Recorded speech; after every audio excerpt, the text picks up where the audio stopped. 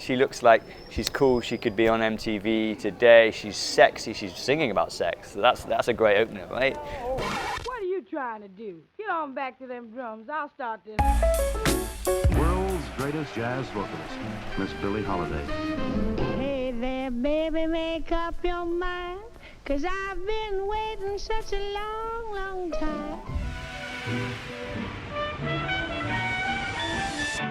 Billie's life is defined by 3 factors, actually, of her birth. One, that she happens to be born a woman, so she's a second-class citizen because she's a woman. She's born a black woman, so therefore she's even further down the tree.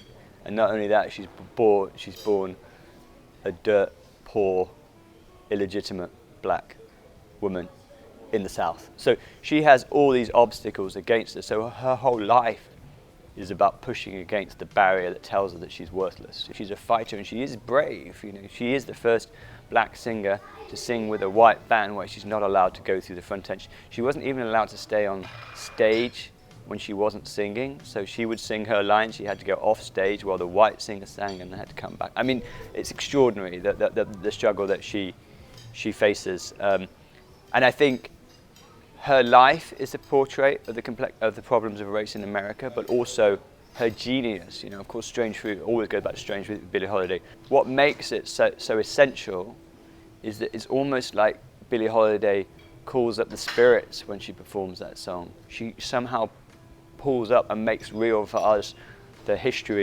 brutal history of race in America. The meaning comes from the emotion, not from the actual word itself, and I think that's why it's such a powerful song. That's why it was so confrontational. Somebody asked me yesterday, well, why wasn't she more of an activist? You know, why was she just going around singing? I'm like, she was an activist. Every single night, she got up and she sang that song to white audiences for like 20 years, you know? If that's not activism, I don't know what is. It's very true that women artists are never given the space that male artists are, you know, and a lesser singer. You know, Frank Sinatra's only a little bit after. I mean, he's a good singer, but he's not the artist that Billie Holiday is. I don't think she's as understood as she should be. Because Billie Holiday, when she sings Strange Fruit, is holding a mirror up to the dark soul of America. And I think this film, on some level, does the same thing. There is a strange and bitter cry.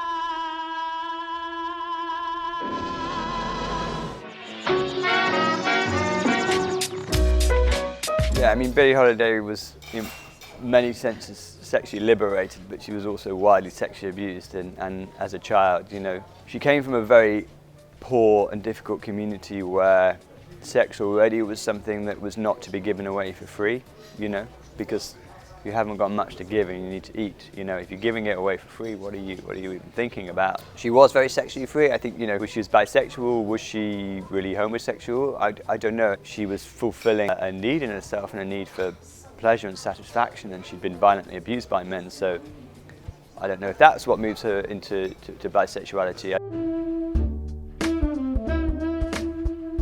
I think in terms of what ultimately kills Billie Holiday, I think it's a cocktail of things. Of course, on a physical level, it's the damage that the alcohol, particularly, as well as the drugs, have on her body. But the wounds are deep. The wounds go back to her childhood, and as I said before, she's a fighter. So I think she's incredibly strong, and she's fighting. And she obviously makes these damaging choices in the men that she chooses to be around who physically assault her. But she comes into a society that says she has to be abused because of her race, because of her gender. So ultimately what kills Billie Holiday is America, her life in America, sadly. It sounds really political, but actually I think with any addictions you have to look at the wounds that are trying to be healed, and they were things that were done to Billie Holiday that she could only fight against.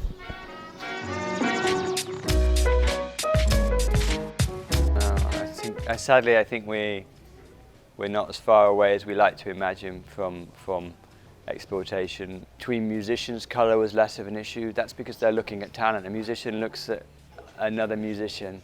They're not judging them on their skin, they're judging them on how they play. You know, nobody benefits from evaluating somebody on irrelevant factors. And yet, in the rest of society and in commerce, where we're talking about owning stuff and money, power concentrates in white male hands, of course, you know. So I think it's absolutely still relevant. I mean, look at who owns all the media companies. It's not black women, you know. I was approached in 2017 by producer Barry Clark Hughes, who ended up producing the movie with me, who said to me, what's the film that you've most wanted to make? And I said, well, you know, the story that's always intrigued me is the story about Billie Holiday, because she has this extraordinary life, and Strange Fruit is such a powerful song that her story needs to be told for the current day. But I said, what I think is really fascinating is that I read about this woman called Linda Lipnack-Cool, who spent many years trying to write a book about Billie, but then died mysteriously, and nobody knew why. My starting and guiding principle was actually, how do I get as much of Billie herself into the movie? How do I make this a film that shows her genius? Because I think that's what the audience should see. I want this to be a cinematic experience. I want you to go, and it's as if you've been invited to see Billie Holiday. She's been brought back. So the first process we did was try and find out a list of any time that she'd been filmed.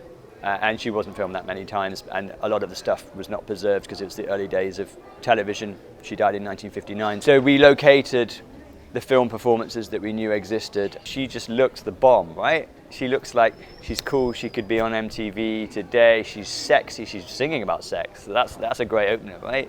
So I really wanted to infuse that into the movie. So once we had that structure, we then began listening to the tapes, and it took forever for lots of reasons. That they were technically, you know, they're 50 years old. A lot of them had decayed. We had to preserve and restore a lot of the material. The whole thing took a year and a half. Very early on, I knew that I wanted to colorize Billie Holiday because the technology of the day was black and white, and yet Billie lived in a really vivid Technicolor world. She lived in clubland. She wore beautiful dresses. She performed live, and I really wanted to to create her world. And that was really important. I'm developing a project about Lou Reed at the moment, so about the Transformer album specifically.